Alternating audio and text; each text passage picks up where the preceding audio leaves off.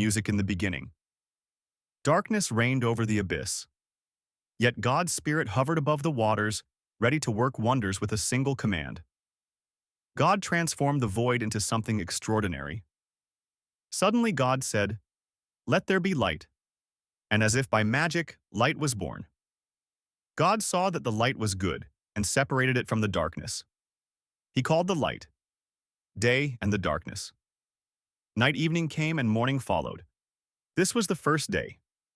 Thus, the first day came to an end. The next day, God said, "Let there be an expanse between the waters to separate them." And so it happened.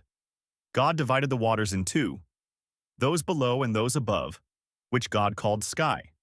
Evening came, and morning followed. This was the second day. On the third day, God said, "Let the waters under the sky gather into one place and let dry ground appear." And so it happened. God called the dry ground land, and the gathered waters seas. And once again, God marveled at his work. But the Lord didn't stop there.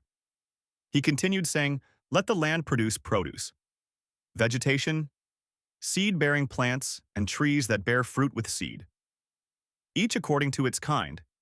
And so it happened from the bare earth vegetation began to sprout seed-bearing plants and trees bearing fruit with seed, each according to its kind, and God saw that it was good. Evening came, and morning followed. This was the third day. The next day, God proclaimed, "Let there be lights in the sky to separate day from night. Let them serve as signs to mark seasons, days, and years." And so the lights appeared in extraordinary fashion, dancing across the firmament, marking the rhythm of seasons and the passage of days and years. 2. Majestic celestial bodies emerged. The greater and imposing king ruling the day, with its blinding light the sun, and the lesser, a mysterious queen, watching over the night with her soft radiance the moon, the stars like tiny jewels scattered across the sky, illuminating the earth with their twinkling brilliance. And God, pleased with his creation, smiled at the harmony of light and darkness. But creation was not yet complete. On the fifth day, God declared, Let the waters teem with living creatures, and let birds fly above the earth across the expanse of the sky." In an instant, the waters came alive, teeming with marine creatures of all shapes and sizes. Enormous sea animals plowed through the depths, while schools of colorful fish swam in perfect synchrony. In the sky, birds spread their wings, painting the heavens with their exotic plumage and filling the air with their melodious songs. God, pleased with his work, blessed them, saying, "Be fruitful and multiply. Fill the waters of the seas. Let the birds multiply across the earth." Evening came then. Morning, the fifth day, the once silent earth trembled as the Lord spoke again. "Let the land produce living creatures, livestock, wild animals, and creatures that move along the ground, each according to its kind." In the blink of an eye, the earth transformed into a paradise, teeming with life. Herds of animals grazed in lush meadows, while wild beasts roared in the jungles. Reptiles of every kind crawled across the ground, leaving their marks on the newly created earth. And God, beholding the diversity and beauty of his creation, saw that it was good. But the final piece, the masterpiece of creation, was yet to come. God, with a solemn and purposeful tone, declared, "Let us make mankind in our image. In our likeness, be fruitful and increase in number. Fill the earth and subdue it. Rule over the fish in the sea and the birds in the sky and over every living creature that moves on the ground."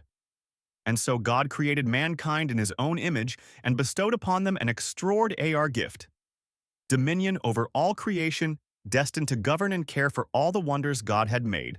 But God, in his infinite wisdom, knew his creatures would need sustenance. So with a generous gesture, he declared, "Behold, I give you every seed-bearing plant on the face of the earth, and every tree that has fruit with seed in it, they shall be yours for food, and to all the beasts of the earth and all the birds in the sky, and all the creatures that move along the ground. I give every green plant for food." And it was so. When God looked upon all that he had made, his heart swelled with satisfaction. It was a masterpiece, a testament to his infinite power and love. And so, as night fell and dawn broke on the sixth day, God beheld his creation and saw that it was very good.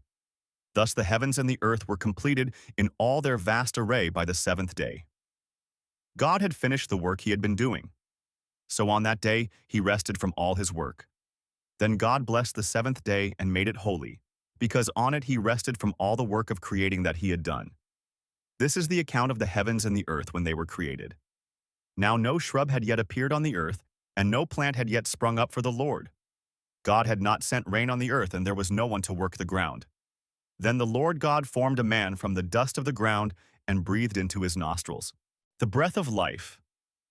And the man became a living being, his lungs filled with air, and his heart began to beat strongly.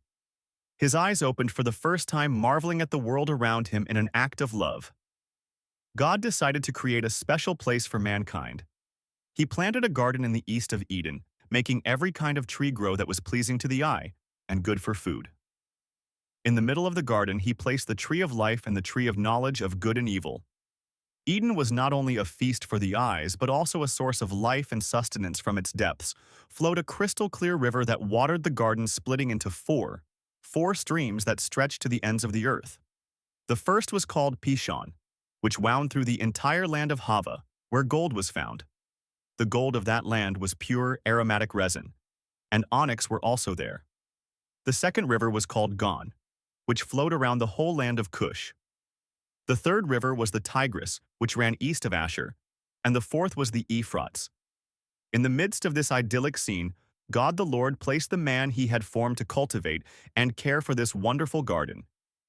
However, God gave the man one command: you may eat from every tree in the garden, but you must not eat from the tree of the knowledge of good and evil, for on the day you eat from it, you will surely die. This was the only order God gave to man. Then, God the Lord showed the man all the animals of his creation, so that he could name them.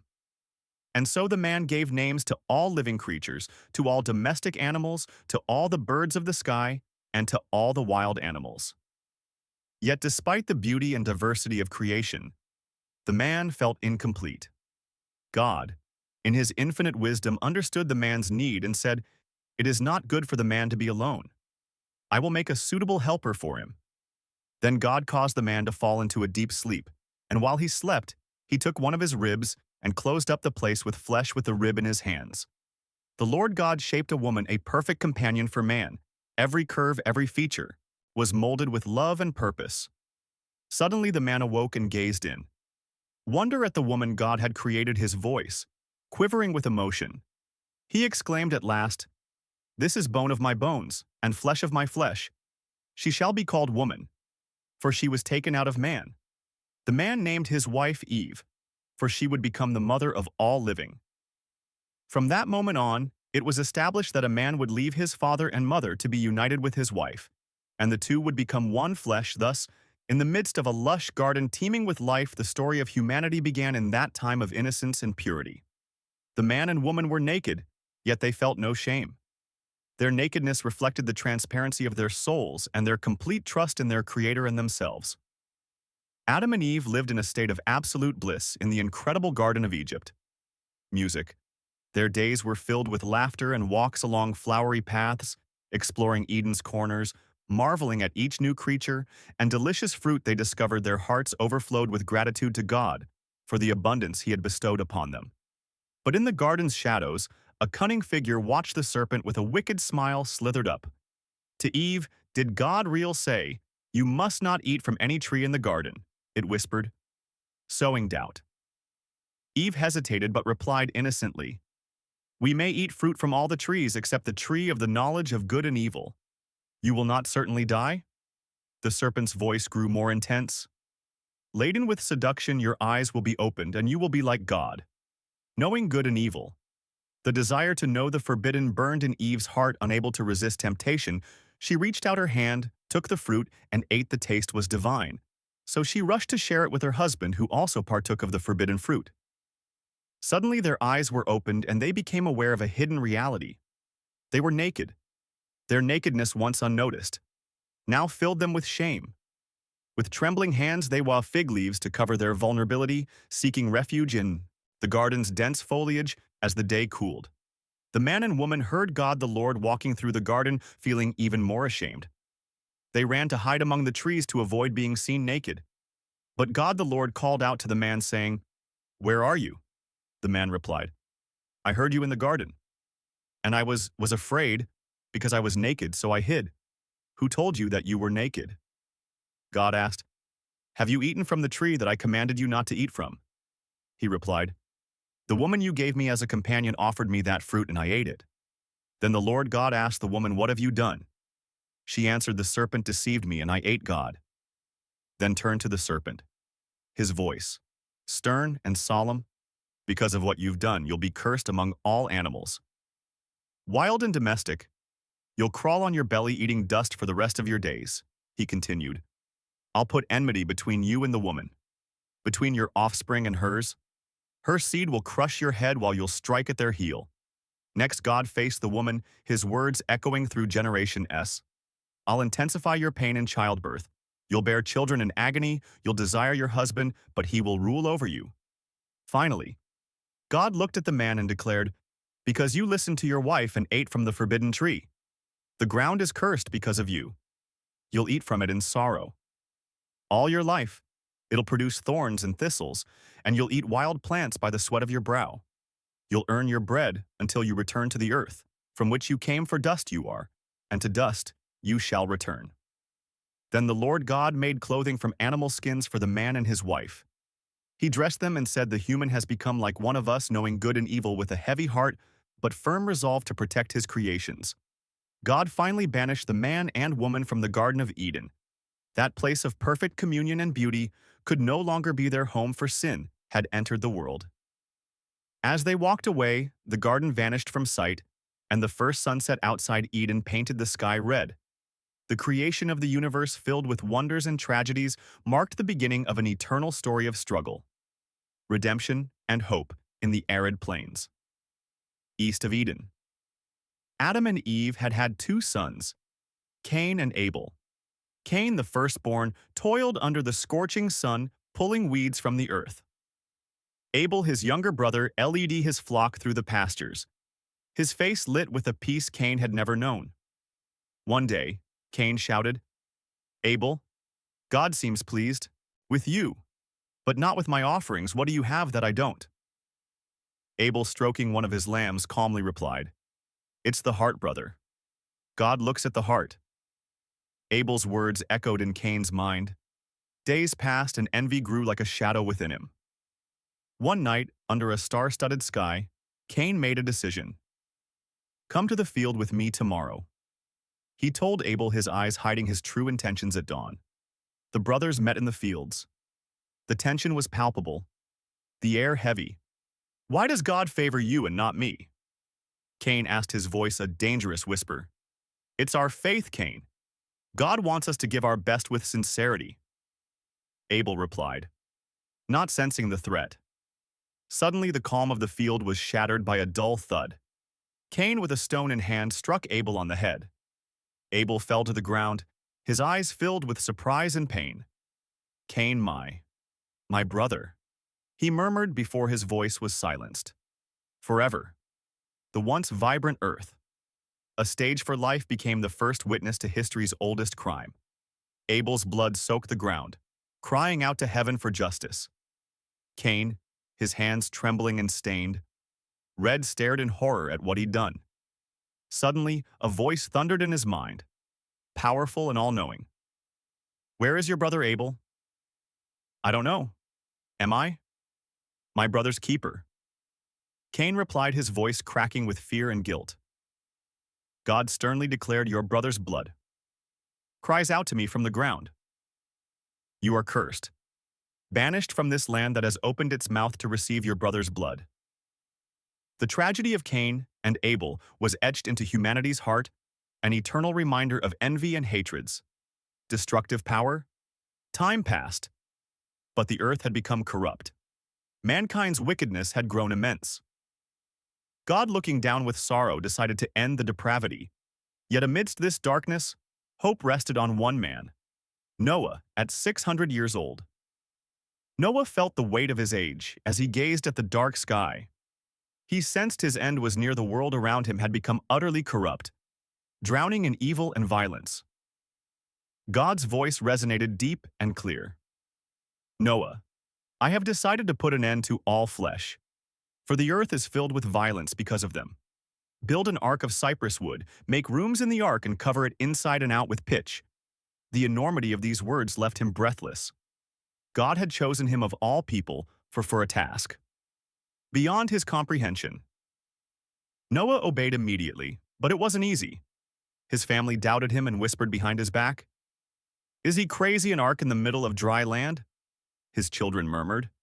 Neighbors mocked him, their laughter filled with contempt, building a boat on dry land.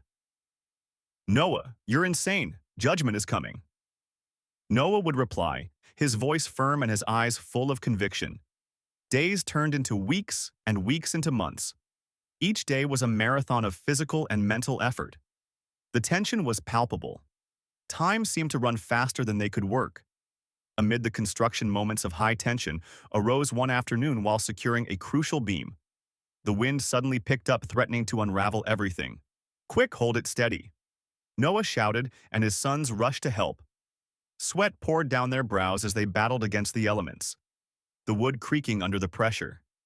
During a moment of calm, Noah and his wife paused to survey their work. "Do you really think this will work?" she asked, doubt evident in her voice. "It's God's will," Noah replied. "And in his will we find our hope." In the final days of construction, tension reached its peak. Clouds began to form on the horizon, a constant reminder of the impending storm. Then God commanded, "Enter the ark, you and all your household, for I have seen that you are righteous before me. In this generation take with you 7 pairs of every clean animal, male and female, and a pair of the animals that are not clean. The male and its mate also 7 pairs of the birds of the heavens, male and female, to keep their offspring alive on the face of all the earth. For in 7 days I will send rain on the earth 40 days and 40 nights, and every living thing that I have made I will blot out from the face of the ground at dawn. From the farthest corners of the earth, the animals began to arrive. Elephants, lions, deer, and birds of every hue and size converged on a single point as if guided by an invisible force. The air crackled with tension and urgency. The timing was impeccable, but the challenge lay in maintaining calm amidst the chaos as the last pair of animals boarded the ark. The sky suddenly darkened. The first raindrops fell, followed by an unrelenting downpour. Everyone inside Noah commanded his family. He entered the ark, glancing back one final time at the world they were leaving behind. Suddenly, the doors of the ark began to close. A strong wind gusted, and the rain started to fall with fury. Droplets turned to torrents in mere seconds. The people, at first curious, soon became panic-stricken. "Noah was right," they cried, rushing towards the ark, desperately pounding on the doors. "Let us in," but it was too late. The waters rose rapidly, swallowing cities and mountains. The screams outside faded, away, replaced by the unsettling sound of water and creaking wood inside the ark. Noah and his family listened to the roar of divine judgment, their hearts filled with fear but also hope. "God, why us?" asked one of Noah's sons, his voice trembling because we found favor in his eyes. Noah replied, his words heavy with gratitude and awe, for 40 days and 40 nights. The rain did not cease. The ark rose above the waters, floating on an endless sea of destruction. Finally, the flood subsided, and the ark came to rest on Mount Ararat. Noah, shaking open the window, and sent out a dove. On the third attempt, the dove returned with an olive leaf in its beak. "The earth is dry," Noah announced, his voice filled with hope. The sun rose on the horizon, bathing the renewed earth in its warm light. Noah and his family gazed upon the new world that awaited them. Then God spoke once more. "Leave the ark. You and your wife, your sons, and their wives, bring out every kind of living creature that is with you, the birds, the animals, and all the creatures that move along the ground, so they can multiply on the earth and be fruitful and increase in number. I am making a covenant with you," God said, his voice echoing in the clean air. "Never again will I destroy all life with a flood. I have set my rainbow in the clouds, and it will be the sign of the covenant between me and the earth. A brilliant, colorful rainbow appeared in the sky, a symbol of God's promise. Noah and his family, standing on the renewed earth, looked to the future with hope, knowing they had witnessed and survived the greatest judgment the world had ever known. The sun shone upon the new earth and life flourished under God's blessing. Noah, having fulfilled his mission, decided to plant a vineyard. In time, the vines grew and bore fruit, and Noah, hoping to celebrate new life, made wine. One evening after a hard day's work, Noah drank from the fruit of his vineyard. The wine, strong and intoxicating, soon took effect. Noah, unaware, fell asleep in his tent. Naked and exposed Ham, one of his sons, entered the tent and saw his father in this state. Instead of covering him and respecting his dignity, Ham went out and mocked him to his brothers. "Come look at old Noah, he's drunk and naked." Ham said, his voice filled with contempt. Shem and Japheth, upon hearing Ham's words, looked at their brother with disapproval. "This isn't right," Shem said sternly. Without another word, they took a blanket, walked backward to avoid seeing their father's nakedness, and respectfully covered him. The next morning, Noah awoke. The wine's hangover was nothing compared to the humiliation he felt upon learning what had transpired. "Ham, what have you done?" he asked, his voice filled with pain and disappointment. Ham, seeing the fury in his father's eyes, remained silent. Noah, overcome with anger and sorrow, pronounced a curse. "Cursed be Canaan, a servant of servants shall he be to his brothers." Then Noah turned to Shem and Japheth, who had covered him with respect. "Blessed be the Lord, the God of Shem, and let Canaan be his servant. May God enlarge Japheth, and let him dwell in the tents of Shem, and let Canaan be his servant." Noah, the righteous man who had survived the flood, was also human and susceptible to weaknesses. Time passed, and the new earth began to fill with life and activity. Noah, the man who had weathered the flood, watched his children and grandchildren grow in a renewed world. His 3 sons, Shem, Ham, and Japheth, became the patriarch of many nations, their descendants spreading across the earth. Shem, blessed by his father, became the ancestor of the Semites, including the Hebrews Ham. Despite the curse on his son, Canaan also saw his descendant multiply. His children became the fathers of many African and Asian nations, expanding to the southwest. Japheth, the youngest, watched his descendants spread north and west. His sons founded the European and Asian nations. Noah's days stretched on in peace and contemplation. He lived another 350 years. After the flood, reaching the incredible age of 950, when Noah finally breathed his last, his family surrounded him. "A righteous man has died." Shem said, his words heavy with emotion, but his spirit and teachings will live forever through Noah's sons. God repopulated the earth, giving rise to diverse peoples. Humanity united by a single language gathered in the vast plains of Shinar. "Let's build a city and a tower that reaches the heavens," proclaimed Nimrod, their leader. "We will make a name for ourselves so we won't be scattered across the face of the earth." The project progressed rapidly. Bricks piled up and the tower rose imposingly toward the sky. Higher, Nimrod commanded it must touch the firmament. But in heaven, God was watching. "Look," he said to the angels, "the people are one and they all speak the same language. Nothing they set out to do will be impossible for them." Suddenly the noise of work ceased. A laborer asking for more. Bricks was met with an incomprehensible response. "What did you say?" he asked, his face filled with confusion. The answer was a torrent of unintelligible words. "What's happening?" Nimrod shouted, trying to restore order, but words no longer made sense. Confusion spread like wildfire, swift and devastating. "I can't understand you. Speak clearly in the blink of an eye." Communication turned to chaos. Lifelong friends looked at each other with eyes full of despair. Nimrod, "Do something," they cried, but even his orders couldn't overcome the babble of tongues. "God has punished us." An old man shouted, his voice trembling with reverent fear. "We must disperse." Suddenly, construction halted. The grand tower stood abandoned, a testament to human ambition and divine judgment. The groups of people, now divided by language, began to separate. Entire fam set off in different direction, seeking new lands where they could understand one another. Nimrod, standing at the base of the tower, looked around. The city he had dreamed of was crumbling. "This can't be," he muttered, but knew he had been defeated by a far greater power from above. "God watched the dispersal, so it shall be," he said, his voice resonating with authority and sorrow. "Humanity will multiply and fill the earth. But they won't forget the price of their arrogance." The tower became ruins, a reminder of the day God confused languages and scattered mankind across the earth. Later, God chose a family to form the people who would be the instrument to bring the promised Messiah into the world one night. As the stars shone brightly, a heavenly voice broke into Abraham's life and said, "Leave your homeland and your father's house and go to the land I will show you." The voice wasn't audible to the ears, but it was clearer and more powerful than any thunderstorm. "I will make you into a great nation. I will bless those who bless you and curse those who curse you through you. All peoples on earth will be blessed." Bless Abraham was left breathless. How could an ordinary man be chosen for such an immense destiny?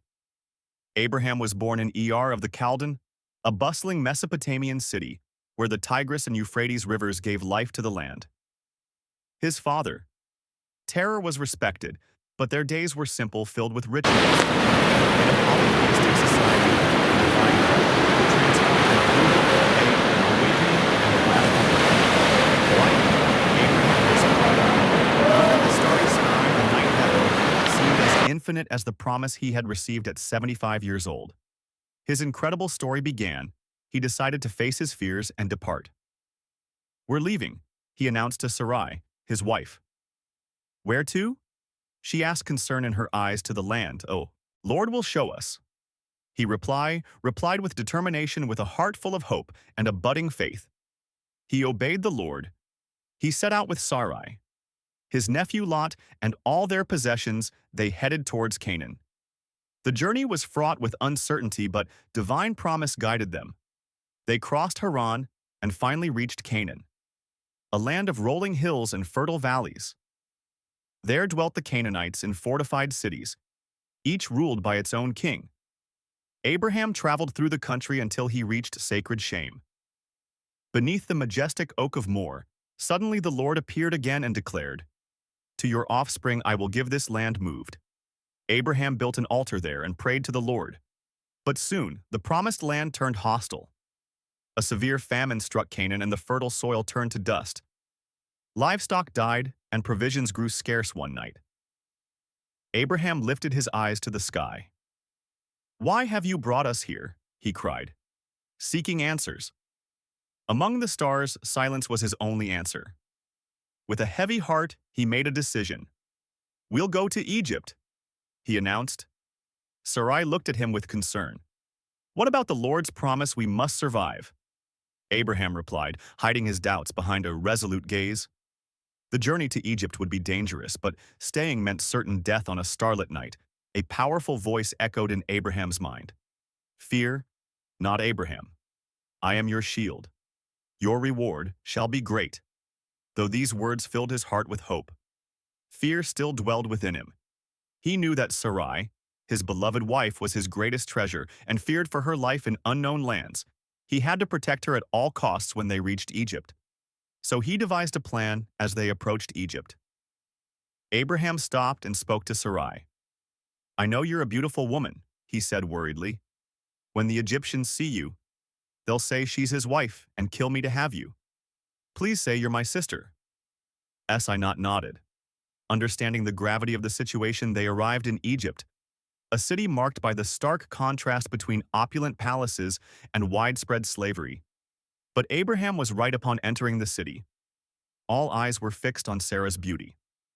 The Egyptians took her to Pharaoh's palace, and Abraham received sheep, cattle, donkey servants, and camels as a reward. But the joy was short-lived.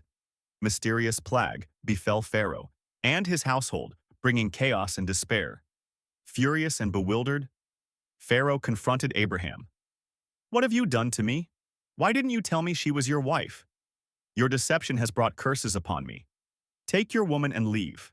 My land ashamed, but relieved, Abraham departed Egypt with Sarai and all their possessions as they jetted toward Canaan. He reflected on what had transpired.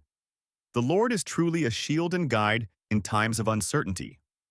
He thought back in Canaan. Abraham, Sarai, and their nephew Lot faced a new challenge. Their flocks and wealth had grown so much that the land could no longer support them all. Shepherds began to quarrel. Tension mounted and the families were on the brink of conflict. Amidst the chaos, Abraham calmly called Lot. "There must be no strife between us or our shepherds.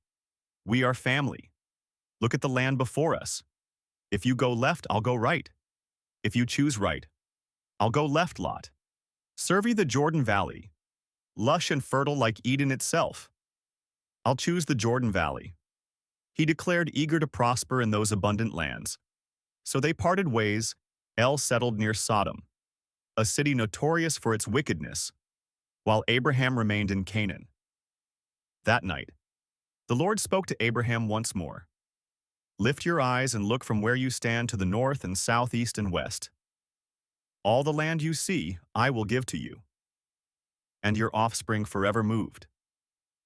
Abraham built an altar to honor the Lord. Though facing challenges and tough choices, his faith grew stronger with each test. He knew he wasn't alone. Meanwhile, on the plains near Sodom, Lot began to experience the consequences of his decision. Shadows of corruption and danger loomed over him and his family. But Abraham was unaware of this until one day, under the shade of the oaks of Mamre, he looked up and saw 3 men standing nearby. Without hesitation, he ran to meet them and bowed low to the ground. "My lord," he said urgently, "if I have found favor in your eyes, let me bring you some water to wash your feet and rest under this tree. Let me get you something to eat so you can be refreshed, and then go on your way." "Very well," they answered. "Do as you say." Abraham hurried into the tent and said to Sarai, "Quick, get 3 seahs of the finest flour and knead it, and bake some bread." Abraham rushed to the herd, chose the finest cow, and gave it to a servant to prepare. At once he served the feast with curds, milk and meat, then stood by them under the tree as they ate. One of the men asked, "Where is Sarai, your wife there in the tent?" Abraham replied. Then one of them spoke with authority, "I will return to visit you in a year, and by then Sarai will have had a son from the tent entrance." Sarai was listening. Hearing this, she laughed silently and thought, "I'd have this pleasure now that I'm withered, and my husband is old." The Lord said to Abraham, "Why does Sarai laugh? Does she think she can't have a child in her old age? Is anything impossible for the Lord?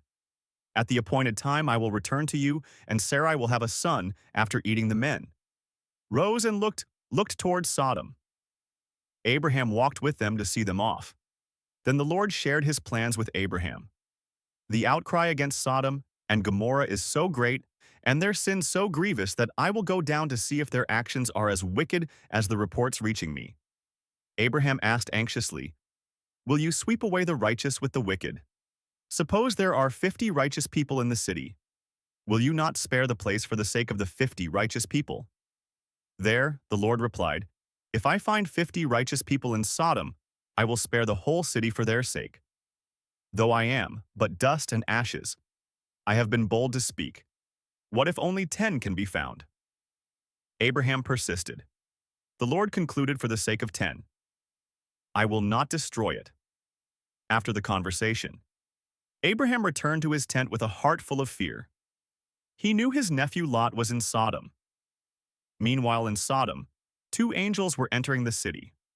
Lot was sitting at the gateway, and when he saw them, he immediately got up and approached them. "Please, my lords, come to your servant's house for the night," he pleaded. "You can wash your feet and in the morning continue on your way." They replied, "No, we'll spend the night in the square."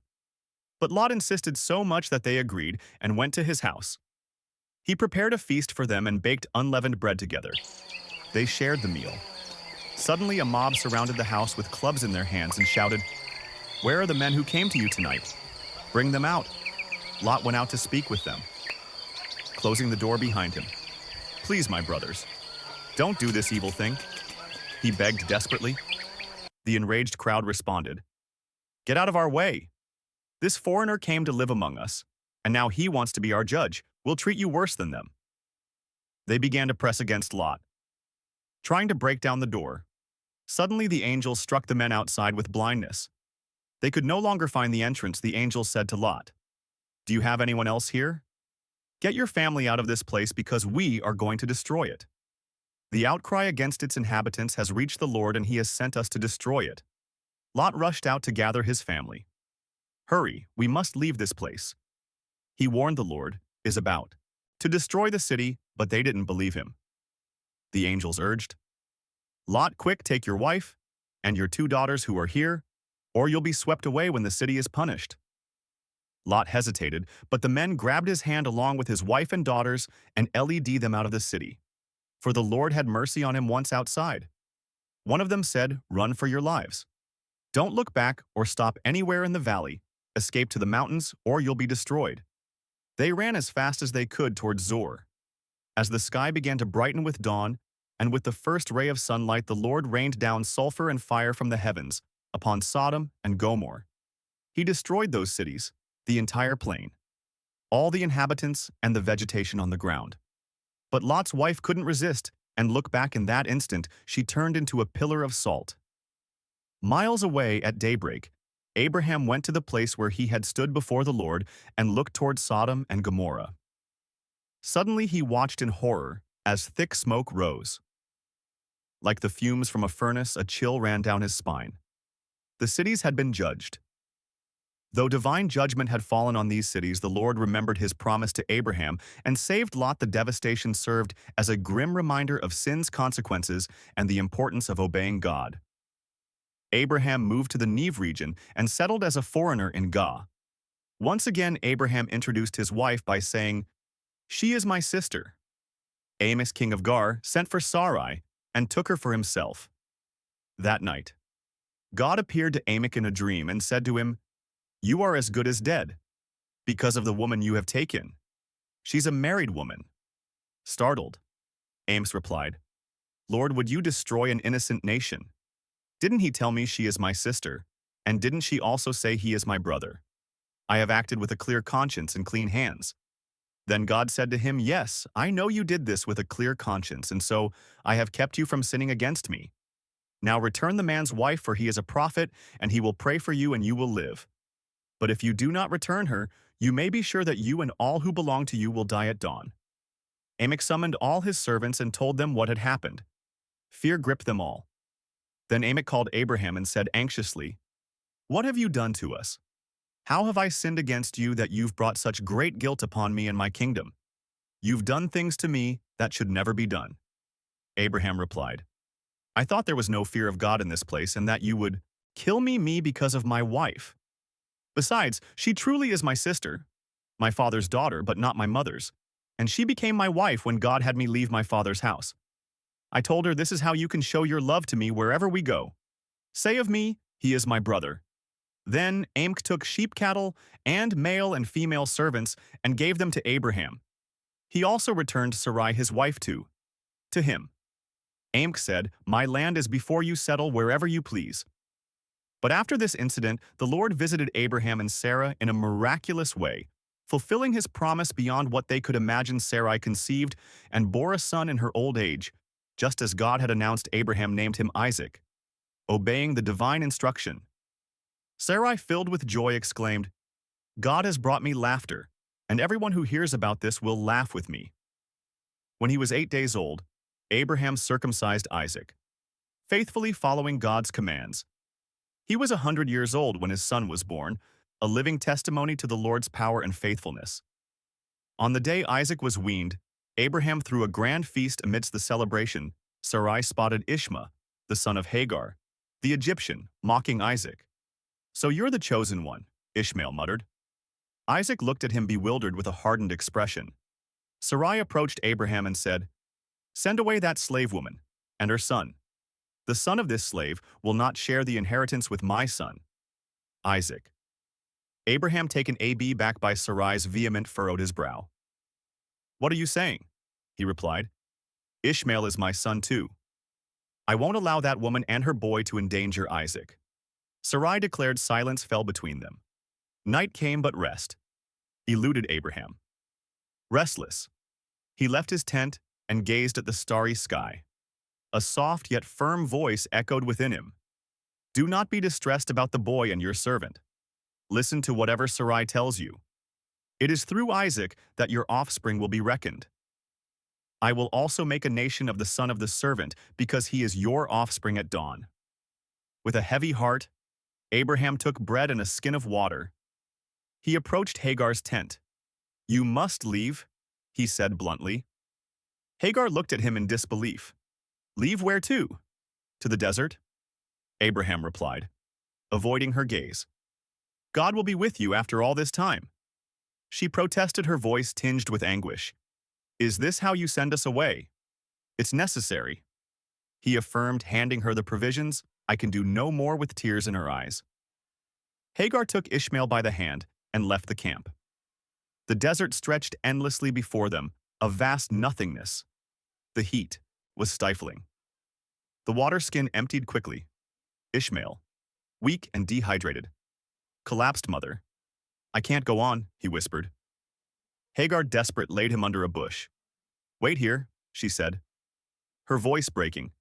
She walked a few steps away and unable to bear. Watching her son die, burst into tears. My God! Why? Hagar cried out. Then a voice from heaven spoke to her. What troubles you?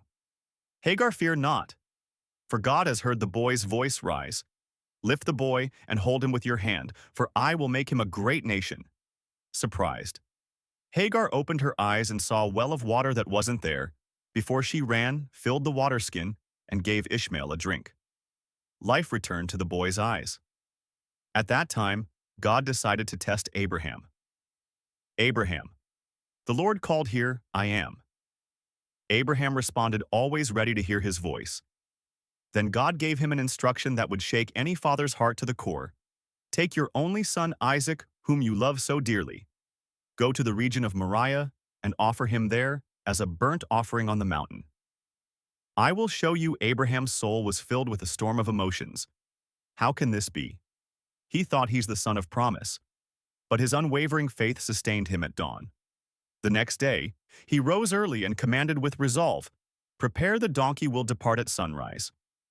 He took his beloved son Isaac by the hand, and together they set out for the place God had designated. On the third day, Abraham looked up and saw the place in the distance. He said to his servants, stay here with the donkey. The boy and I will go over there to worship, and then we will come back to you. He placed the wood for the burnt offering on Isaac's shoulders. He carried the fire and the knife in his own hands as they walked in silence. Isaac spoke up. Father, yes, my son. Abraham replied, we have the fire and the wood. Said Isaac, but where is the lamb for the burnt offering? Abraham, struggling to contain his emotions, replied, God will provide the lamb for the sacrifice, my son. They arrived at the place God had shown them. Abraham built an altar and arranged the wood. Each movement was an internal struggle. He turned to Isaac, his eyes red with anguish. With trembling hands, Abraham bound his son. Isaac, bewildered, cried out, Father, what are you doing? Tears flowed. God has asked for this, he whispered. Trust in him. He raised his hand, gripping the knife to sacrifice his son. At that moment, a voice from heaven called out, Abraham, Abraham. His hand froze midair. Here I am, he responded desperately. Do not lay a hand on the boy. Harm him now. I know that you fear God, for you have not withheld your son from me. Abraham dropped the knife. An indescribable relief washed over him. He untied Isaac and embraced him tightly. Father, Isaac exclaimed. His eyes filled with tears and wonder. God is merciful, Abraham replied, caressing his son's face. Suddenly, Abraham looked up and saw behind him a ram caught by its horns in a thicket. Without hesitation, he took the ram and offered it as a burnt offering instead of his son. Then the angel of the Lord called to him a second time from heaven and said, I swear by my own name that because you have done this and have not withheld your son, your only son, I will surely bless you. I will make your descendants as numerous as the stars in the sky and as the sand on the seashore. Your offspring will conquer the cities of their enemies, and through your descendants, all nations on earth will be blessed, because you have obeyed me." Abraham, with tears still in his eyes, embraced his son and said, "Let's go home." Sometime later, news broke Abraham's heart. Sarai, his beloved wife of 127 years, had died. He felt a deep sorrow, an immense void, but he needed to give Sarai a worthy resting place. He went to the city of Hebron to meet with the Hittites. "I am a foreigner and stranger among you," he said to the sons of Heth.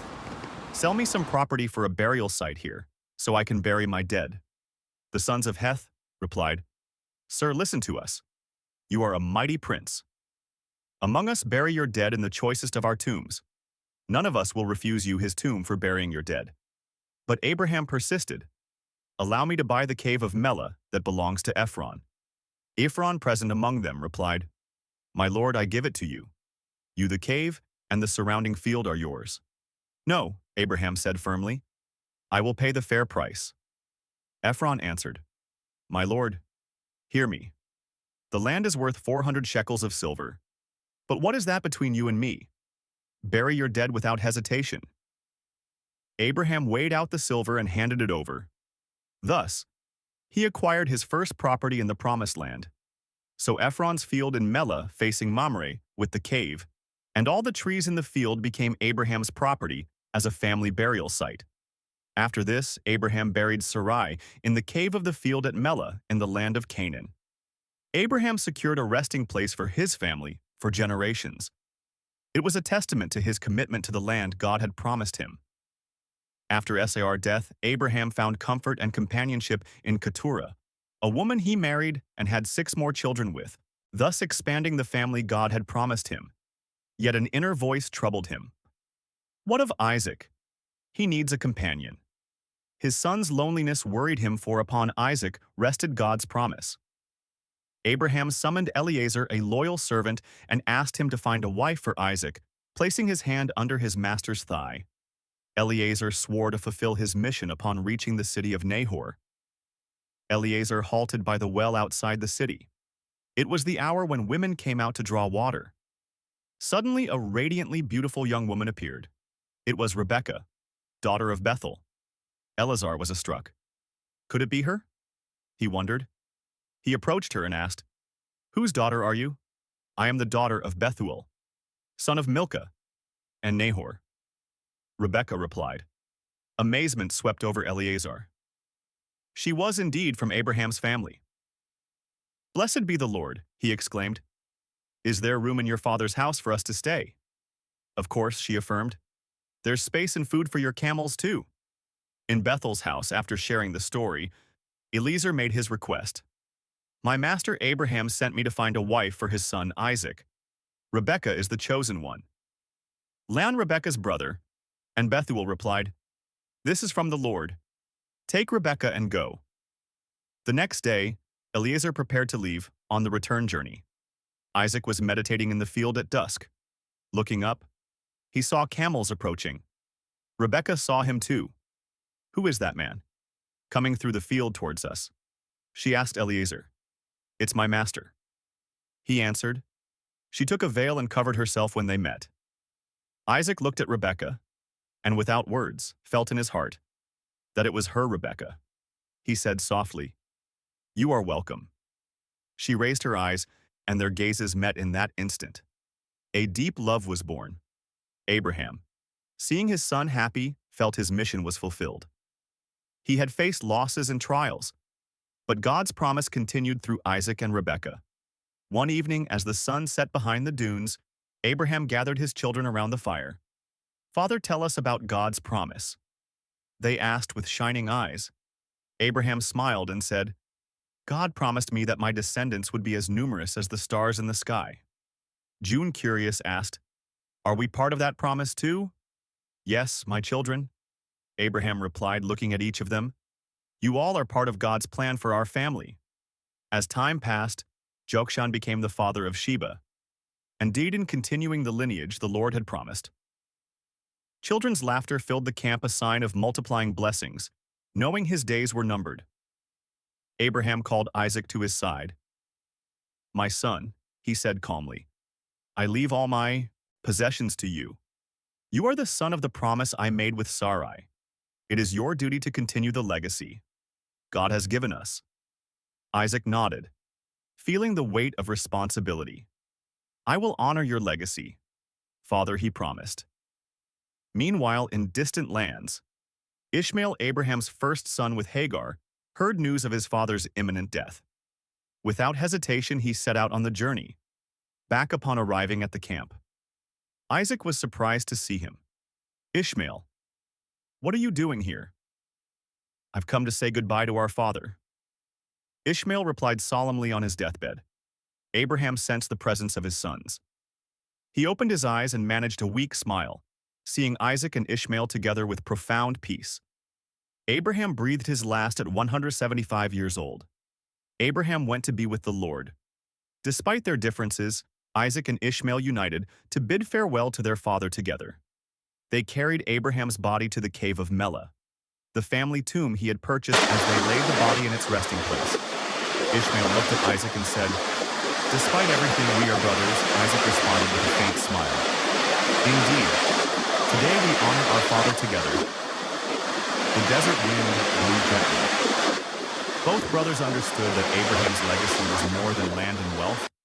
It was an inheritance of faith and obedience. They left the cave, knowing their father's example would inspire future generations to trust God and follow his ways, just as Abraham had done years past and nations arose from the sons of Abraham. God blessed Isaac with his wife Rebekah's pregnancy, but the blessing was twofold: twins inside their mother's womb.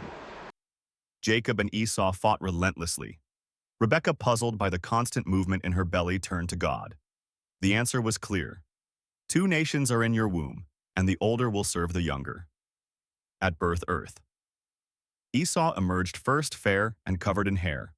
But Jacob wouldn't let him go so easily. His hand grasped his brother's heel as he followed. Thus began Jacob's life, fighting to be the chosen one. From his very first breath, Esau grew strong and wild, a man of the field, his father Isaac's favorite. Jacob, on the other hand, sought wisdom, listening to the elders, always under his mother, Rebekah's watchful care. 2 brothers, 2 paths, and only one promised blessing. One day, Esau returned from hunting, exhausted and famished. Jacob saw his chance. He proposed a deal: Esau's birthright for a bowl of lentil stew. Esau impulsively agreed, disregarding his birthright for momentary satisfaction, and so, for a mere bowl of food, the fate of 2 nations changed forever. Jacob knew that although the birthright was his by oath, he still needed his father's blessing. Time passed, and that day arrived. Isaac, blind with age and weak-voiced, called for Esau to give him the blessing. But Esau wasn't home. He had gone hunting, so Rebekah set a plan in motion. "Quick, Jacob, bring 2 young goats from the flock. I'll prepare the stew your father loves, and you'll receive the blessing instead of your brother." Jacob hesitated for a moment. "But mother, my skin is smooth while Esau's is hairy. Father will touch me and discover the deception. He'll curse me instead of blessing me." Rebekah, with determination in her eyes, replied, "Let your curse fall on me. Do as I say." So Jacob covered himself with goat skins to mimic his brother's skin and wore Esau's clothes to carry his scent. With the stew in hand, he approached his father's tent. Jacob's heart raced as Isaac's trembling voice greeted him. "Is that you, my son Jacob?" In a hushed voice replied, "I am Esau, your firstborn. I've done as you asked. Sit up and eat, so you may bless me." Isaac, puzzled, touched the hairy hands and inhaled Esau's scent from the clothes. He hesitated briefly, but ultimately the blessing flowed from his lips. Jacob, his heart racing, listened to the words that would change his life. "May God give you heaven's dew and earth's richness and abundance of grain and wine. May nations serve you and peoples bow down to you." Now God's promise was his, but the deception was soon revealed. Esau returned, and when he sought his blessing, Isaac's words echoed the grim reality of the fulfilled prophecy. "I have already given the blessing. What else can I do for you?" "My son," suddenly he understood his brother's deceit, and a heart-wrenching cry erupted from the depths of his being. "Father, bless me too." But the blessing had been given, and there was no turning back. Esau's anger burned in his heart, and as he left the tent he vowed, "When my father dies, I will kill my brother Jacob." But Rebekah, ever vigilant, overheard Esau's hate-filled words and warned Jacob, "Your brother is planning to kill you. Flee to my brother Laban's house in Haran. Stay there until your brother's fury subsides." Jacob, forced to flee, left everything behind. He walked alone through the desert, the weight of his deception heavy on his shoulders and an uncertain future ahead. Each step took him further from home, family, and all he had ever known. As night fell in the midst of that desolate wilderness, Jacob lay down to sleep, using a stone for a pillow. Suddenly something extraordinary occurred in his dreams. A ladder stretched from earth to heaven, with angels ascending and descending. At the top stood the Lord, his voice resonating over Jacob. "I am the Lord, the God of your father, Abraham, and the God of Isaac. The land on which you lie, I will give to you, and your descendants, your offspring, shall be as numerous as the dust of the earth, spreading to the west, east, north, and south through you, and your descendants. All fam of the earth will be blessed. I am with you and will protect you wherever you go." Jacob awoke filled with awe and reverence. "Surely the Lord is in this place." And I was unaware. He named that place Bethel, the house of God, and vowed that if God brought him safely back, he would be his God.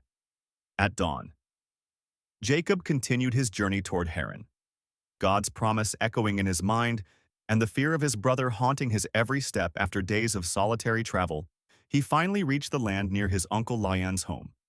There, beside a well, Jacob had an encounter that would change his life forever.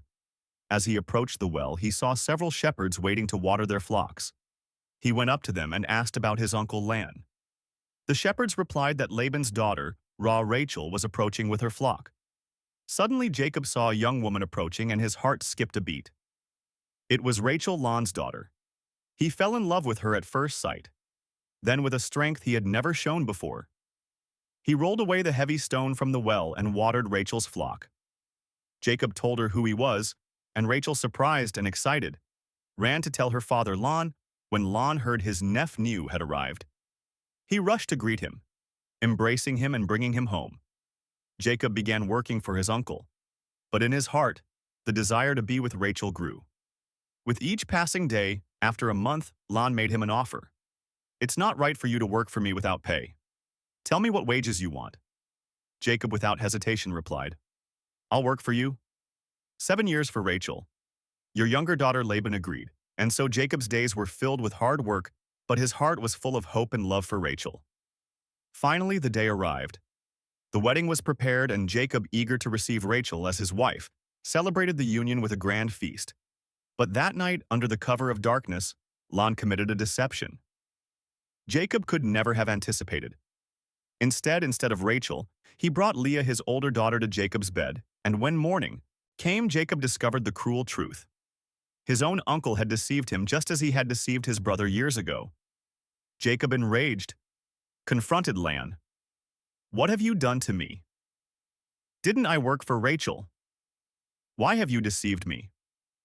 Laban, calm and unremorseful, replied, "It's not our custom to give the younger daughter in marriage before the older one finish this week of wedding celebrations with Leah, and I'll give you Rachel too in exchange for another years of work." Jacob's heart was shattered, but his love for Rachel was stronger than his anger, so he accepted the deal.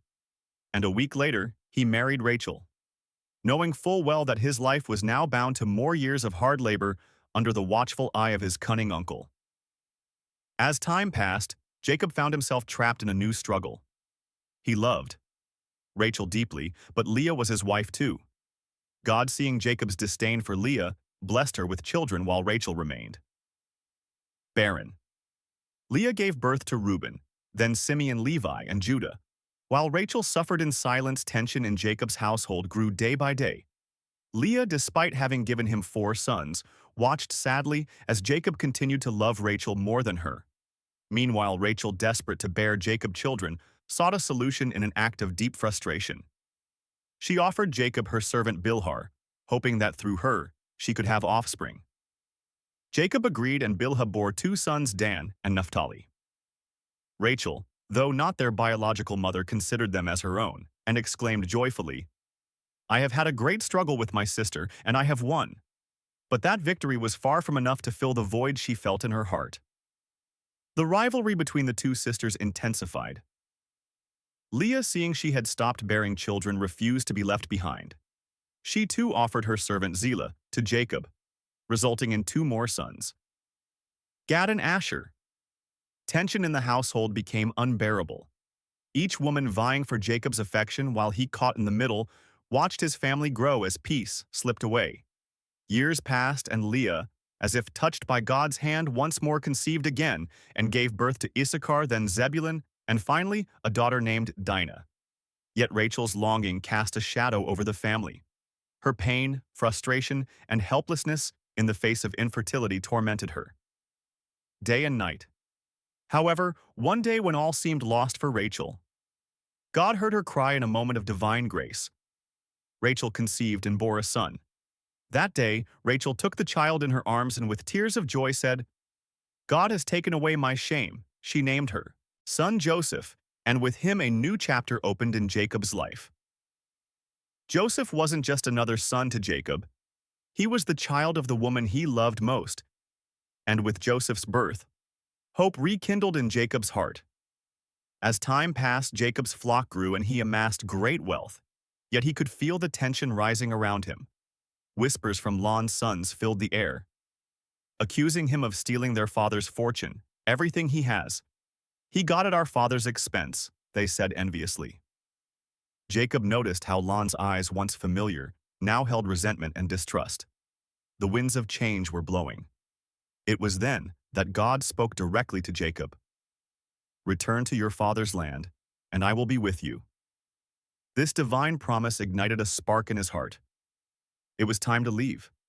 He called Rachel and Leah to the away from prying ears in Laban's house. With a serious voice, he shedded his plan to flee. Rachel spoke first. "All that God has taken from our father belongs to us. What we do is for our children's future." Leah nodded firmly. They knew they had nothing more to lose at dawn, with the sun barely peeking over the horizon. Jacob, his wives, children, and vast fortune of livestock silently set out for Canaan, but Jacob harbored a secret. Rachel, without his knowledge, had stolen her father's household. This small act would soon unleash a storm of tension upon their escape lawn. Enraged, discovered his family, and wealth had vanished. Wasting no time, he gathered his men and pursued them for 7 days. His heart burned with fury, but in the dead of night, God appeared to him in a dream. Warning: be careful what you say to Jacob. Do not interfere with his affairs. These divine words halted Laban's momentum, but not his desire for confrontation. Finally, Laban caught up with Jacob in the mountains of Gilead. His shout shattered the camp's silence. "What have you done? You've deceived me and carried off my daughters like captives in war. If not for your gods, warn, I would have already exacted justice." Jacob responded forcefully, "I've slaved for you 20 years, 14 for your daughters, and 6 for your flocks. You changed my wages 10 times. If it weren't for my father's God, I'd be leaving empty-handed. But God has seen my suffering and rebuked you." Laban, grasping for control, demanded, "And what have of my gods? Someone has stolen my idols." Jacob, unaware of Rachel's actions, replied defiantly, "Search the camp. If you find anything of yours, let the guilty one die." Laban began searching through the tents, scrutinizing every corner. Tension filled the air as his men methodically inspected Jacob's family's belongings. When it came time to search Rachel, she cleverly sat upon her camel's saddle, where she had hidden the idols. As Laban approached, she softly said, "Forgive me, father. I cannot rise. It's my time of the month." Unsuspecting Laban withdrew the idols, remained undiscovered, and the confrontation proved fruitless. After this clash, Jacob and Laban knew they couldn't continue like this on the mountains of Gilead. In a solemn act, they made a covenant. They swore not to harm each other, sealing their final separation. Jacob set up a stone as a witness to their pact, and together they ate in peace, though past wounds still smoldered in their hearts. With the covenant made, Jacob felt truly free. For the first time in years, the path to Canaan lay open before him under God's guidance and protection. Jacob resumed his journey, his family by his side, but the weight of the past burdened his heart. He knew he would soon face his brother Esau, whom he had deceived and betrayed so many years ago. The memory of Esau's wrath haunted him. Their last encounter ended with Esau vowing to kill him for stealing his blessing. Time had passed, but the uncertainty of Esau's intentions filled the air with fear. Jacob, seeking a way out, sent messengers to in the steppes of Edom, hoping to appease his brother. "Tell Esau that his servant Jacob returns with great wealth and seeks his favor." But when the messengers returned, their words brought terrifying news. Esau was coming towards him with 400 men. Jacob's heart sank with deep dread. Danger loomed over him and tension enveloped him like a dark cloak. Desperate, Jacob devised a plan. He divided his family and possessions into two groups. If each saw attacked, at least one group might escape. He felt vulnerable, knowing it was risky, but he had faith. Then he offered Esau a generous gift. Flocks of sheep-goats, camels, cattle, and donkeys were sent ahead. Jacob hoped these gifts, one after another, would soften his brother's heart. Before they finally met face to face in the midst of his desperation, Jacob fell to his knees and prayed to the God of his fathers. Night fell as Jacob gathered his 2 wives and 11 children to cross the ford of Jabbok, a stream with cold rushing waters.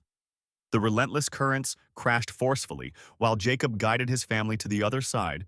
Once his family was safely across, Jacob returned to ensure their belongings made it over as well. Jacob found himself alone, enveloped in total darkness, and silence. Suddenly a mysterious figure appeared and without a word attacked him. The stranger's strength was supernatural, and Jacob found himself locked in a fierce struggle. The man struck with immense power, but Jacob refused to yield. It was a fight for his life, his destiny, and everything God had promised him. Hours passed and neither would give in. It was as if time had stopped, and all that existed was this titanic battle. The man, seeing he couldn't overpower Jacob, touched his hip, instantly dislocating it. The pain was excruciating, but still Jacob wouldn't let go. Panting, his brow drenched in sweat, he cried out, "I won't let you go until you bless me." The words echoed in the darkness, filled with desperation and power. Suddenly the figure of light spoke with authority. "What is your name?" Jacob, exhausted but resolute, replied, "Jacob. You shall no longer be called Jacob," said the man. "From now on, you'll be Israel. For you have wrestled with God and with humans and have prevailed." The first rays of dawn lit up the sky and the figure vanished, though limping from pain. Jacob had gained more than just a blessing. He had been transformed. His name, his identity, everything he was had changed that night. Jacob, now Israel, limped across the river and rejoined his family. Then Jacob knew that the most dreaded moment of his life was about to arrive: the reunion with his brother Esau. Jacob moved ahead, leaving his family protected behind him. He advanced toward the horizon, where at last he saw Esau's figure approaching, with his 400 men. It was time to face his destiny. The air filled with tension and time seemed to slow. But what happened next was a testament to the transformative power of forgiveness. Suddenly Esau ran toward him and embraced him. Jacob, eyes squinting with fear, felt the strength of his brother's arms around him. Jacob, with tears in his eyes, said in a trembling voice, "Seeing your face is like seeing the face of God." After their reunion, Esau suggested they travel together. "Come with me, Jacob. I'll protect you. Let's move forward together." But Jacob replied cautiously, "My Lord knows the children are weak, and I have sheep and cattle that are nursing. If they're forced to go too quickly, they'll die. Please let me advance at my own pace and we'll meet in Esau." Accepted his brother's request, and after a peaceful farewell, their paths diverged. Once again, Jacob continued his journey, carrying the promise of a blessed future. Finally, he arrived in Shem, in the land of Canaan. This place between the mountains of Ebal and Jim was sacred to his people. There, Jacob bought a plot of land, knowing this was a good place to settle. However, the peace that seemed to have been achieved would not last in that same land of shame. One of the most tragic events that would mark Jacob's and his family's life occurred. Dinah. His daughter born to Leah had gone out to meet the women of the region. The innocence of her outing did not foreshadow the horror that was about to come.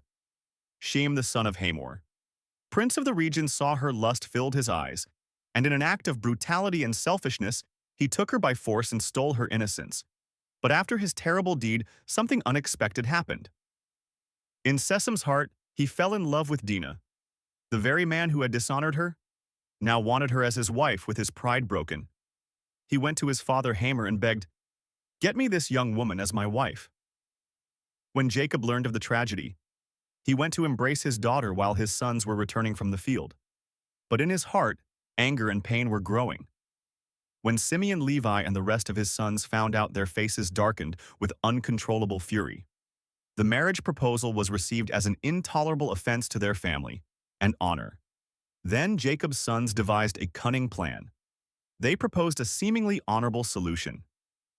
"If you want us to unite as one, people, let all the men in your city be circumcised as a sign of this covenant." Shechem, blinded by his desire for Dinah, and Amer, eager to keep the peace, accepted without suspecting the trap. 3 days passed, and the pain weakened all the men of Shem. After their circumcision, it was then that Simeon and Levi took up their swords. Night fell upon the city, and with it, vengeance was unleashed with uncontrollable fury. The brothers went from house to house, slaying every male, including Shem.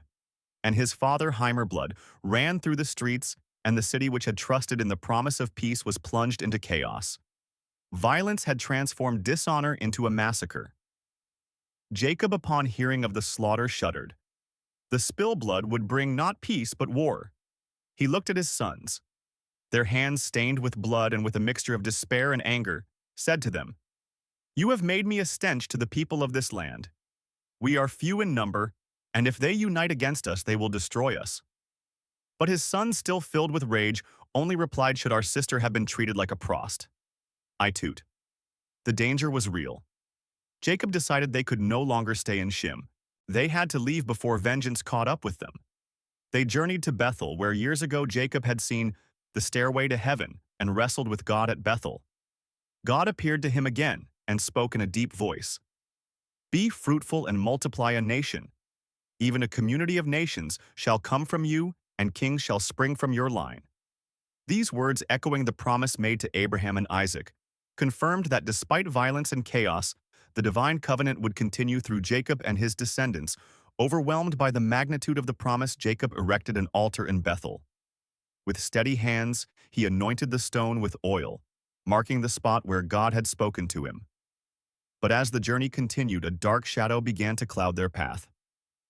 Rachel, the woman Jacob loved above all others, started to feel pain. She was in labor, but something was wrong. Fear reflected in her eyes, and Jacob watched helplessly as his wife struggled to give birth. The caravan halted, and Rachel's cries filled the air. The midwife tried to comfort her fear. "Not you have a son," but the news wasn't enough to ease Rachel's consuming pain in her final moments as life slipped away.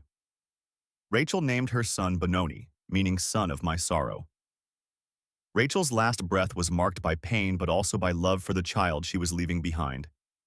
Jacob, devastated by the moment, couldn't accept this fate for his son. Holding the newborn in his arms, he decided to change the name his beloved wife had given. "He will not be Benoni," he said, his voice breaking with grief. "He will be Benjamin, meaning son of fortune." Though the birth was marked by sorrow, Jacob wanted his son to grow under a blessing. Not misfortune, the loss of Rachel was a devastating blow to Jacob. She was his love, the woman he worked 14 long years for, the one who gave his life meaning. There by the road to Bethlehem, he buried her and raised a stone as an eternal witness to his love for her. The road led him back to Mamre, a sacred place for his father and family. Isaac. Jacob's father lived to the ripe age of 180 when his final day came. Jacob felt a chapter closing. The family patriarch had departed, but his legacy of faith and obedience was deeply rooted in his children. News of Isaac's death brought Esau, his brother, back into Jacob's life together. They carried Isaac's body to its final resting place as the tomb sealed over Isaac. Jacob felt the weight of responsibility fully upon him. God's promise passed from Abraham to Isaac, now rested on his lineage. He was the father of 12 sons, the patriarchs of Israel, 12 tribes through whom God's people would flourish. Jacob looked at his sons and saw the future. Each carried not just his blood, but the weight of a divine destiny. God's covenant was not just with him, but with his offspring, as it had been with his grandfather Abraham before him. Among all his children, one stood out. Joseph, the second youngest, was different. He was the son of Jacob's beloved Rachel, and possessed a special grace that seemed to surround him as a token of his love. Jacob gifted Joseph a coat of many colors. This favoritism, however, stirred jealousy among his brothers. Day after day, they watched Jacob look at Joseph with pride, while they, the older ones, barely received a fraction of that attention. But what truly ignited the flame of hatred in their hearts were Joseph's dreams. Joseph dreamed, and in his dreams he saw his destiny, though he didn't fully understand it. One night he shared one of these dreams with his brothers. "We were binding sheaves in the field, and suddenly my sheath rose and stood upright, while your sheaves bowed down to mine." His brothers' anger flared upon hearing these words. "Do you intend to reign over us?" they demanded. But Joseph had another dream, even bolder, which he also so shared. "I saw the sun, moon, and 11 stars bowing down to me." Jacob, his father, grew uneasy and thought, "What could this dream mean? Will your mother, your brothers, and I really bow down to you, though?" Jacob kept these words in his heart. Joseph's brothers couldn't bear it anymore. The seed of resentment had sprouted, and soon their jealousy would turn into a plot to get rid of him one day while tending the flocks far from home. They saw Joseph approaching. He wore his colorful coat, a constant reminder of his special place in their father's heart. "Here comes the dreamer," they sneered. "Let's kill him and throw his body in a pit. We'll say a wild animal devoured him, and we'll see what becomes of his dreams." But Reuben, the eldest, intervened. "Let's not shed blood," he said. "Throw him into this desert pit, but don't harm him." Reuben planned to rescue Joseph later and return him to their father when Joseph arrived. They stripped him of his coat and threw him into the pit. There he lay alone and frightened at the bottom. His brother sat down to eat, indifferent to his distress. Then a caravan of Ishmaelite merchants appeared, heading to Egypt. Judah suggested, "What do we gain by killing him? Let's sell him to these Ishmaelites. After all, he's our flesh and blood." So Joseph was sold for 20 pieces of silver and taken as a slave to Egypt as the brothers returned home with Joseph's colorful coat stained with goat's blood. Jacob wept inconsolably over the apparent death of his beloved son. Joseph was sold as a slave to Poer, an officer of Pharaoh and captain of the guard. Although Joseph was far from his home and family, he was never alone. God's presence was with him, and everything he did prospered. Potiphar quickly noticed there was something special about Joseph. He put him in charge of his entire household, entrusting him with managing all his affairs under Joseph's supervision. Piper's house thrived, and it seemed that despite the circumstances, Joseph had found a stable place. However, trials were not far behind Pierre's wife. Seeing that Joseph was young, handsome, and successful, tried to seduce him day after day, but Joseph, firm in his integrity and loyalty to God, repeatedly refused. Once he told her, "My master has entrusted everything to me. He has withheld nothing from me except you because you are his wife. How could I do such a wicked thing and sin against God?" But she wouldn't give up. One day, when Joseph was alone in the house, she grabbed him by his cloak and tried to force herself on him. Joseph fled, leaving his cloak in the woman's grasp. But this act of loyalty would cost him dearly. Filled with rage and humiliation, she falsely accused him of attempting to dishonor her. When Potiphar heard the story, he was furious and ordered Joseph to be imprisoned. Thus Joseph went from being the manager of a great house to a prisoner in a dark cell. But even there, God's hand was with him in prison. Joseph gained the favor of the jailer, who put him in charge of the other inmates. God continued to show his faithfulness, and Joseph's gifts did not go unnoticed. Two of the prisoners, Pharaoh's cup-bearer and baker, had strange dreams that deeply troubled them. Seeing their distress, Joseph said, "Don't interpretations belong to God? Tell me your dreams." The cup-bearer recounted his dream. First, I saw a vine with 3 branches. It budded, blossomed, and produced grapes. I squeezed the grapes into Pharaoh's cup and placed it in his hand. Joseph interpreted the dream. The 3 branches represent 3 days. In 3 days, Pharaoh will restore you to your position and you'll serve him as before. But please remember to mention me to Pharaoh when you're free. The baker, encouraged by the favorable interpretation, shared his dream. I dreamed I was carrying 3 baskets of bread on my head, and birds were eating from the top basket with a heavy heart. Joseph explained the 3 baskets represent 3 days. In 3 days, Pharaoh will take your life and your body will be hanged, and birds will eat your flesh. And so, it happened 3 days later on Pharaoh's birthday. The cupbearer was restored to his position, and the baker was executed just as Joseph had predicted. But the cupbearer, in his joy, forgot to mention Joseph to Pharaoh. 2 years passed, and Joseph remained in prison, waiting and trusting in God's purpose. Then Pharaoh had 2 dreams that no one could interpret in his desperation. The cupbearer remembered Joseph and told Pharaoh about the young Hebrew in prison who could interpret dreams. Joseph was brought before Pharaoh. Despite his humble appearance, his faith in God was unshakable.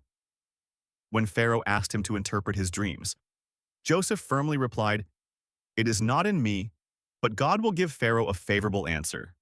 Pharaoh recounted his dreams to Joseph. In the first, I dreamed I was standing by the Nile, and 7 beautiful fat cows came up out of the river and grazed among the reeds. Then 7 other cows came up behind them. But these were ugly and gaunt. The ugly cows ate up the fat ones, but even after they had eaten them, they looked just as gaunt as before. In my second dream, I saw 7 plump, beautiful ears of grain growing on a single stalk. Then 7 withered ears, scorched by the east wind, sprouted and devoured the full ears. The Pharaoh was troubled, and no one in his court could offer a satisfying interpretation. Joseph, confident that God held the answer, explained both dreams have the same meaning. God is revealing to Pharaoh what's about to happen. The 7 fat cows and 7 full ears represent present 7 years of abundance throughout Egypt.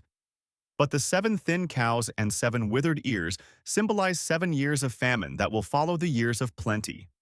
It will be a famine so severe that it will erase the memory of the prosperous years. Therefore, Pharaoh should seek a wise and discerning man to manage the country during the 7 years of abundance. Food should be collected and stored in the cities as a reserve for the years of famine. This way, Egypt will not perish from scarcity. The Pharaoh and his court were impressed not only by Joseph's wisdom but also by his clarity and confidence. The Pharaoh said, "Can we find anyone like this man, in whom is the Spirit of God?" Then the Pharaoh made a decision that would change Joseph's life forever. "Since God has revealed all this to you, there is no one as wise and discerning as you. You shall be in charge of my palace, and all my people will obey your orders. Only I on the throne will be greater than you." Thus, Joseph, the young Hebrew, who had been sold as a slave and unjustly imprisoned, was elevated to the rank of governor of Egypt, second in power only to the Pharaoh. He was given a signet ring, fine linen clothes, and a gold chain, and the Pharaoh had him ride in a royal chariot throughout the country so that everyone would know of his new position. Joseph immediately set to work, organizing the collection of grain. During the 7 years of plenty, he stored vast quantities of food in every city, preparing for the difficult years to come. The abundance was so great that they stopped keeping track of the grain, for it was like the sand of the sea when the years of famine arrived. Just as Joseph had predicted, not only Egypt, but also neighboring lands suffered from scarcity. However, thanks to Joseph's planning, Egypt had sufficient reserves. People from all over came to buy grain, and Joseph became the savior of many nations. Then something unexpected happened.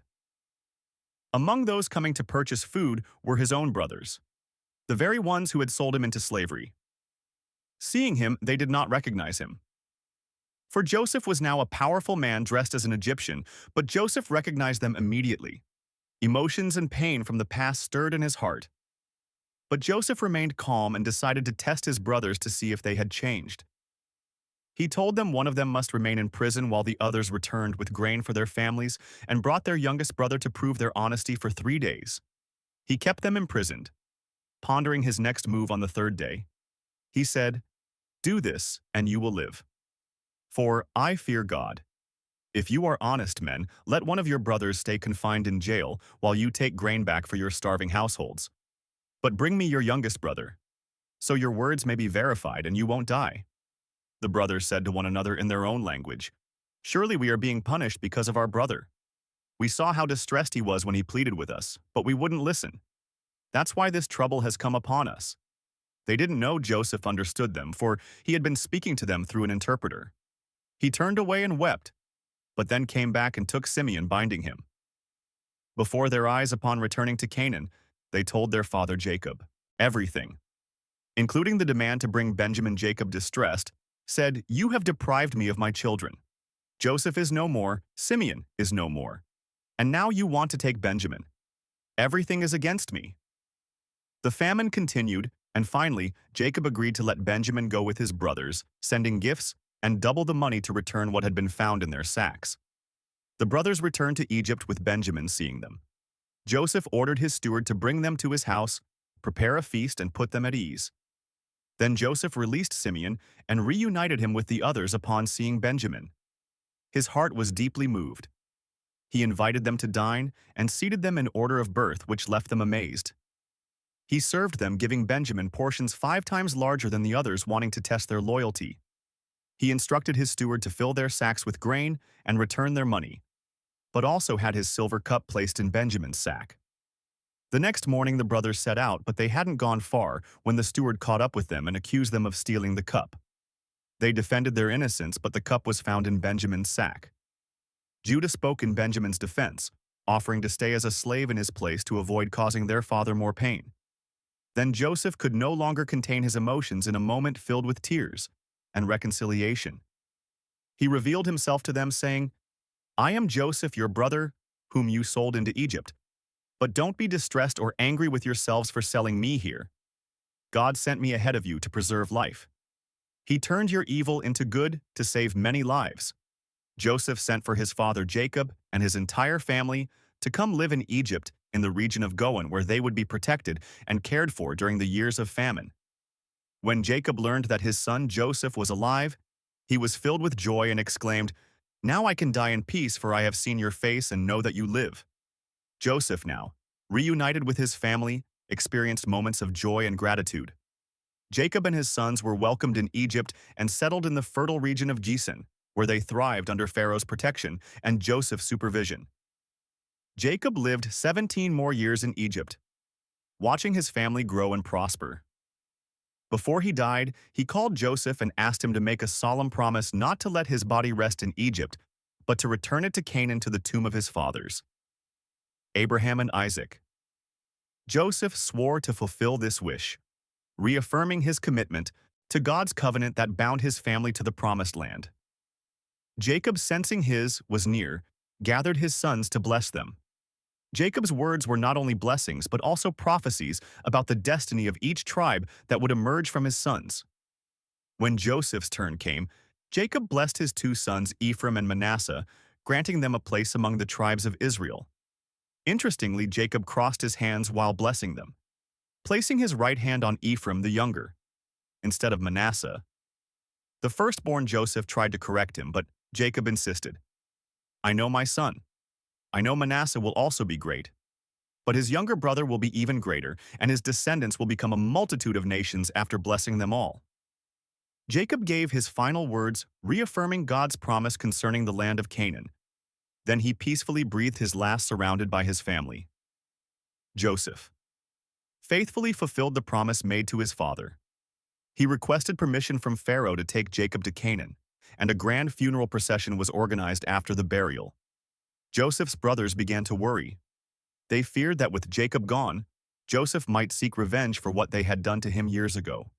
So they sent a message to Joseph, claiming that Jacob had left one last instruction, that Joseph should forgive them for their sin. Hearing this, Joseph wept and said to them, "Do not be afraid. Am I in the place of God? You intended to harm me, but God turned it into good to preserve many lives, as it is today. So have no fear, I will provide for you and your children." Joseph lived to be 110 years old, seeing his children and grandchildren grow before he died. He called his family and made them swear that when God visited them to bring them back to the Promised Land, they would carry his bones with them. Years later, Jacob's descendants would face slavery in Egypt, but God's promise would remain unbroken and true. At the appointed time, God would raise up Moses to lead them to freedom. And during this exodus, Joseph's bones would journey with them, a symbol of covenant fulfilled and God's unwavering faithfulness to his people. Subscribe now to this channel so you don't miss the upcoming releases of amazing Bible movies. And if you enjoyed it, don't forget to give it a like. May the Lord bless you. Amen.